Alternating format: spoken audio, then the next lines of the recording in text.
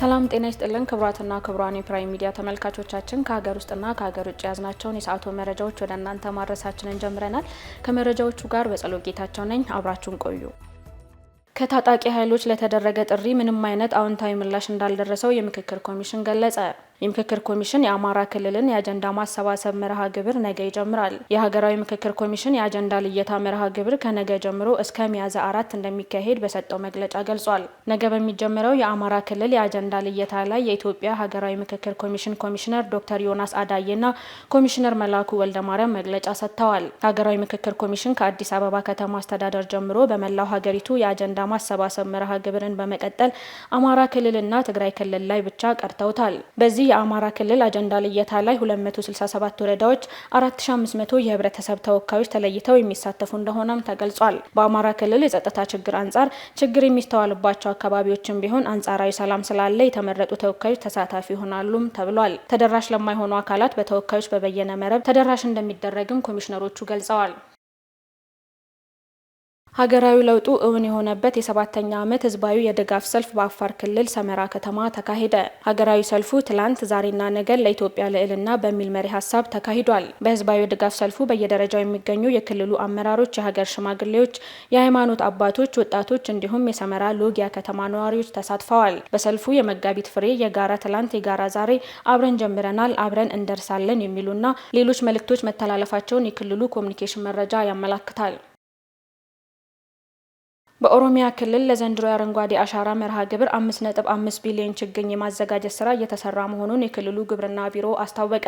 የቢሮ የደን ልማትና ጥበቃ ኃላፊ አቶ ከተማ አብዲሳ ለፕራይም ሚዲያ እንደገለጹት ለዘንድሮ አረንጓዴ አሻራ መርሃ ግብር ሰፊ ዝግጅት እየተደረገ ነው ብለዋል። ለዘንድሮ አረንጓዴ አሻራ መርሃ ግብር 5.5 ቢሊዮን ችግኝ የማዘጋጀት ስራ እየተሰራ መሆኑን ገልጸው እስካሁን 4.4 ቢሊዮን ችግኝ መዘጋጀቱን ጠቅሰዋል። ለምግብነትና ለደን ሽፋን የሚውሉ ችግኞችን ማዘጋጀት ላይ በትኩረት እየተሰራ መሆኑን ገልጸዋል። በባለፈው ዓመት 5 ቢሊዮን ችግኝ መተከሉንም ተናግረዋል።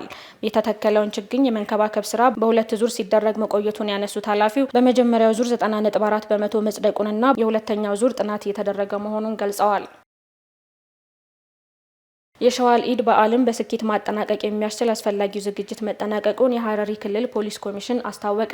የክልሉ ፖሊስ ኮሚሽን ኮሚሽነር ረምዚ ሱልጣን እንደገለጹት በክልሉ ከነገ ጀምሮ የሚከበረው የሸዋል ኢድ በዓል በስኬት ማጠናቀቅ የሚያስችል አስፈላጊው ዝግጅት መደረጉን ገልጸዋል። በዓሉ በስኬት እንዲከበር ከሌሎች የጸጥታ አካላት ጋር በጋራ በመቀናጀት የቅድመ ዝግጅት ስራዎች መከናወናቸውንም አስታውቀዋል። ኮሚሽነሩ አክለውም በዓሉ በስኬት እንዲጠናቀቅ ከሁሉም ወረዳዎች የተወጣጡ የጸጥታ አካላት ጋር የጋራ ምክክር በማድረግ ወደ ስራ መገባቱን ተናግረዋል። በዓሉ በሚከበርባቸው ስፍራዎችና አካባቢዎች በቂ የጸጥታ ኃይሎችን በማሰማራት የቅድመ ዝግጅት ስራ መሰራቱንም በመግለጽ በዓሉ በሰላም ተጀምሮ በስኬት እስኪጠናቀቅ ድረስ አስፈላጊው የጸጥታ ስራ እንደሚቀጥልም ገልጸዋል። ሁሉም የክልሉ ነዋሪዎች በዓሉ በስኬት እንዲከበር የበኩሉን ድርሻ ሊወጣ ይገባል ነው ያሉት። ክቡራን ተመልካቾቻችን የተከታተላችሁ ያላችሁት የሰዓቱን መረጃዎቻችንን ነው። አሁን ደግሞ ከሀገር ውጭ ወዳገኘናቸው መረጃዎች እናልፋለን። አብራችሁን ቆዩ።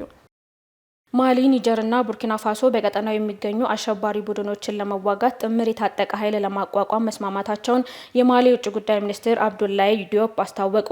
ሶስቱ ሀገራት በአካባቢው ያለውን ሽብርተኝነት ለመዋጋት የጋራ ጦር ለማቋቋም በሂደት ላይ መሆናቸውን ዲዮፕ በሞስኮ በሰጡት ጋዜጣዊ መግለጫ ተናግረዋል። ይህን የተናገሩት የሳህል ግዛቶች ህብረት ተወካዮች ከሩሲያ የውጭ ጉዳይ ሚኒስቴር ሰርጌይ ላቭሮቭ ጋር ያደረጉትን ውይይት ተከትሎ ነው።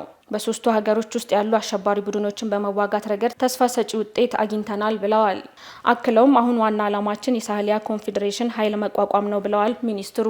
ባለፈው ነሐሴ ወር ቡርኪና ፋሶ፣ ማሊና ኒጀር የዩክሬን መንግስት ለዓለም አቀፍ ሽብርተኝነት እያደረገ ያለውን ድጋፍ በተለይም በአፍሪካ ሳህል ክልል ውስጥ ያለውን ድጋፍ ለማውገዝ ለተባበሩት መንግስታት ድርጅት የጸጥታው ምክር ቤት ፕሬዝዳንት አቤቱታ አቅርበው ነበር ሲል የዘገበው አናዶሉ ነው። በመጨረሻም የትራምፕ አስተዳደር ባለስልጣን ዩናይትድ ስቴትስ በግጭት ውስጥ ካለችው ኮንጎ ጋር ከማዕድን ሀብቷ ለልማት ድርድር ላይ እንደምትገኝ ገለጹ።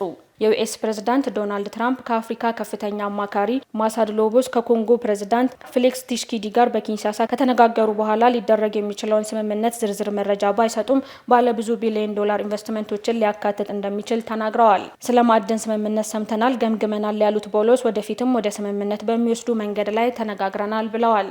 አክለውም ስምምነቱ የአሜሪካ ኩባንያዎች የሀገር ውስጥ ኢኮኖሚዎችን እንዲያበረታቱ ይረዳል ብለዋል። ቲሽኪዲ የአሜሪካን ተሳትፎ አመጽን ለማስቆምና በአፍሪካ ሀገር ያለውን የጸጥታ ሁኔታ ለማሳደግ የሚረዳ ከሆነ ከዩናይትድ ስቴትስ ጋር ወሳኝ የሆኑ ማዕድናትን በማልማት ላይ ስምምነት ለማድረግ ዝግጁ ነኝ ማለታቸው ይታወሳል ሲል የዘገበው አሶሲኤትድ ፕሬስ ነው።